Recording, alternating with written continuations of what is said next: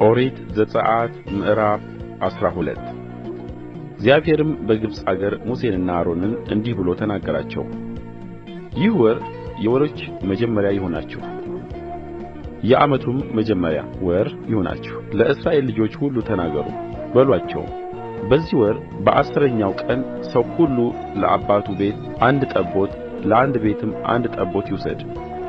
የቤቱ ሰዎች ቍጥርም ለጠቦቱ የማይበቃ ቢሆን እርሱና ለቤቱ የቀረበው ጎረቤቱ እንደ ነፍሳቸው ቍጥር አንድ ጠቦት ይውሰድ። እያንዳንዱም እንደሚበላው መጠን ከጠቦቱ ይካፈሉ። የእናንተ ጠቦት ነውር የሌለበት የአንድ ዓመት ተባት ይሁን። ከበጎች ወይም ከፍየሎች ውሰድ። በዚህም ወር እስከ 14ኛው ቀን ድረስ ጠብቁት።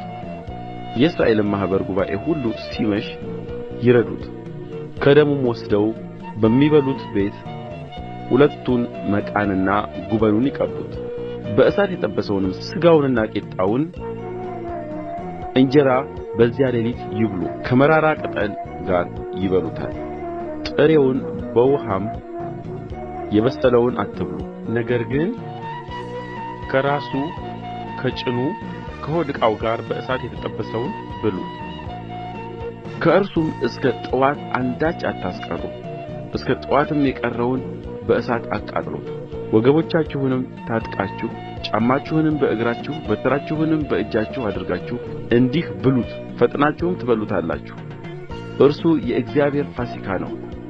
እኔም በዚያች ሌሊት በግብፅ አገር አልፋለሁ። በግብፅም አገር ከሰው እስከ እንስሳ ድረስ በኵርን ሁሉ እገድላለሁ። በግብፅም አማልክት ሁሉ ላይ እፈርድባቸዋለሁ። እኔ እግዚአብሔር ነኝ። ደሙም ባላችሁበት ቤቶች ምልክት ይሆንላችኋል። ደሙንም ባየሁ ጊዜ ከእናንተ አልፋለሁ። እኔም የግብፅን አገር በመታሁ ጊዜ መቅሠፍቴ ለጥፋት አይመጣባችሁም። ይህም ቀን መታሰቢያ ይሆናችሁ፣ ለእግዚአብሔርም በዓል ታደርጉታላችሁ። ለልጅ ልጃችሁ ሥርዓት ሆኖ ለዘላለም ታደርጉታላችሁ። 7 ቀን ቂጣ እንጀራ ትበላላችሁ። በመጀመሪያ ቀን እርሾውን ከቤቶቻችሁ ታወጣላችሁ። ከመጀመሪያው ቀን አንስቶ እስከ 7ኛው ቀን እርሾ ያለበትን እንጀራ የሚበላ ነፍስ ከእስራኤል ተለይቶ ይጥፋ። በመጀመሪያው ቀን የተቀደሰ ጉባኤ እንዲሁም በ7ኛው ቀን የተቀደሰ ጉባኤ ይሆንላችኋል። ከሚበላውም በቀር በእነርሱም ምንም አትሠሩም። ይህንም ብቻ ታደርጉታላችሁ፣ በዚህ ቀን ሠራዊታችሁን ከግብፅ አገር አውጥቼአለሁና። የቂጣውን በዓል ጠብቁት። እንግዲህ ይህን ቀን ለልጅ ልጃችሁ ለዘላለም ሥርዓት ትጠብቃላችሁ። በመጀመሪያውም ወር በ14ኛው ቀን በመሸ ጊዜ ከወሩም እስከ 21 ቀን በመሸ ጊዜ የቂጣ እንጀራ ትበላላችሁ። 7 ቀን በቤታችሁም እርሾ አይገኝ። እርሾ ያለበትንም እንጀራ የሚበላ ነፍስ ከመጻተኛው ጀምሮ እስከ አገር ልጅ ድረስ ከእስራኤል ማኅበር ተለይቶ ይጥፋ። እርሾ ያለበትን ምንም አትብሉ። በቤቶቻችሁም ሁሉ ውስጥ ቂጣ እንጀራ ብሉ። ሙሴም የእስራኤልን ሽማግሌዎች ጠርቶ አላቸው፣ በየቤታችሁ ጠቦት ምረጡ፣ ወስዳችሁም ለፋሲካ እረዱት። ከሂሶጵ ቅጠልም ጭብጥ ውሰዱ፣ በዕቃ ውስጥ ባለውም ደም ንከሩት።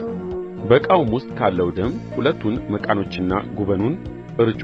ከእናንተም አንድ ሰው ከቤቱ ደጅ እስኪነጋ ድረስ አይውጣ፣ እግዚአብሔር ግብፃውያንን ይመታ ዘንድ ያልፋልና። ደሙንም በጉበኑና በ2ቱ መቃኖች ላይ ባየ ጊዜ እግዚአብሔር በደጁ ላይ ያልፋል። አጥፊውም ይመታችሁ ዘንድ ወደ ቤታችሁ እንዲገባ አይተውም። ለእናንተ ለልጆቻችሁም ለዘላለም ሥርዓት አድርጋችሁ ይህችን ነገር ጠብቁ። እንዲሁም ይሆናል፣ እግዚአብሔር እንደ ተናገረ ወደሚሰጣችሁ አገር በገባችሁ ጊዜ ይህን አምልኮ ጠብቁት። እንዲሁም ይሆናል፣ ልጆቻችሁ ይህ አምልኮ ለእናንተ ምንድር ነው ባሉአችሁ ጊዜ እናንተ በግብፅ አገር በእስራኤል ልጆች ቤቶች ላይ አልፎ ግብፃውያንን በመታ ጊዜ ቤቶቻችንን ያዳነ የእግዚአብሔር የማለፉ መሥዋዕት ይህች ናት ትሉአቸዋላችሁ። ሕዝቡም ተጎነበሰ ሰገደም። የእስራኤልም ልጆች ሄዱ፣ እንዲሁም አደረጉ። እግዚአብሔር ሙሴንና አሮንን እንዳዘዘ እንዲሁ አደረጉ።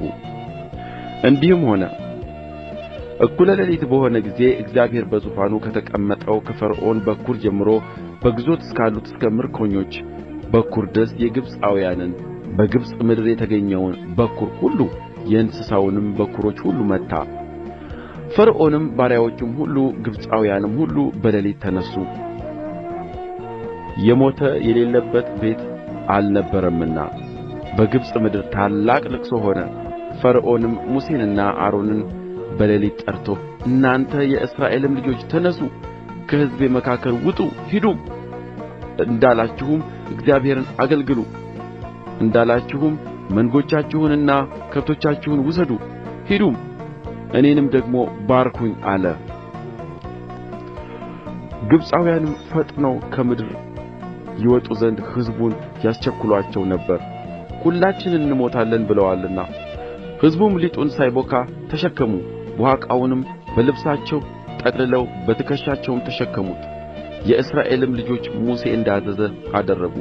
ከግብፃውያንም የብርንና የወርቅን ዕቃ ልብሱንም ለመኑ።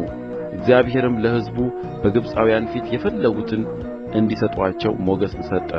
እነርሱም ግብፃውያንን በዘበዙ። የእስራኤልም ልጆች ከራምሴ ተነሥተው ወደ ሱኮት ሄዱ። ከሕፃናቱም ሌላ 600,000 ሰው የሚያህል እግረኛ ነበረ። ደግሞም ሌላ ብዙ ድብልቅ ሕዝብ፣ መንጎችና ላሞችም እጅግ ብዙም ከብቶች ከእነርሱ ጋር ወጡ። ከግብፅም ከእነርሱ ጋር ያወጡትን ሊጥ ጋገሩ፣ አልቦካም ነበርና ቂጣ እንጎቻ አደረጉት። ግብፃውያን በመውጣት ስላስቸኰሉአቸው ይቆዩ ዘንድ አልተቻላቸውም፣ ስንቅም አላሰናዱም ነበር። የእስራኤልም ልጆች በግብፅ ምድር የተቀመጡት ዘመን 430 ዓመት ነው። እንዲህም ሆነ 430 ዓመት ከተፈጸመ በኋላ በዚህ ቀን የእግዚአብሔር ሠራዊት ሁሉ ከግብፅ ምድር ወጣ። ይህች ሌሊት ከግብፅ ምድር ስላስወጣቸው ለእግዚአብሔር የተጠበቀች ናት። ይህች ሌሊት በእስራኤል ልጆች ሁሉ ዘንድ እስከ ልጅ ልጃቸው ድረስ ለእግዚአብሔር የተጠበቀች ናት። እግዚአብሔርም ሙሴንና አሮንን አለ፣ ይህ የፋሲካ ሕግ ነው። ከእርሱ እንግዳ ሰው አይብላ። በብር የተገዛ ባሪያ ቢኖር ከተገረዘ በኋላ ከእርሱ ይብላ። መጻተኛና ሞያተኛ ግን ከእርሱ አይብሉ። በአንድ ቤትም ይበላ። ከሥጋውም አንዳች ከቤት ወደ ሜዳ አታውጡ፣ አጥንትም አትስበሩበት። የእስራኤልም ጉባኤ ሁሉ ያድርጉት። እንግዳ ሰውም በመካከላችሁ ቢቀመጥ ለእግዚአብሔርም ፋሲካን ሊያደርግ ቢወድድ አስቀድሞ ወንድ ሁሉ ይገረዝ፣ ከዚያም ወዲያ ይቅረብ ያድርግም፣ እንደ አገር ልጅም ይሆናል። ያልተገረዘ ሁሉ ግን ከእርሱ አይብላ። ለአገር ልጅ በእናንተ መካከልም ለሚቀመጡ እንግዶች አንድ ሥርዓት ይሆናል። የእስራኤልም ልጆች ሁሉ እንዲሁ አደረጉ። እግዚአብሔር ሙሴንና አሮንን እንዳዘዘ እንዲሁ አደረጉ። በዚያም ቀን እግዚአብሔር የእስራኤልን ልጆች ከሠራዊታቸው ጋር ከግብፅ ምድር አወጣ።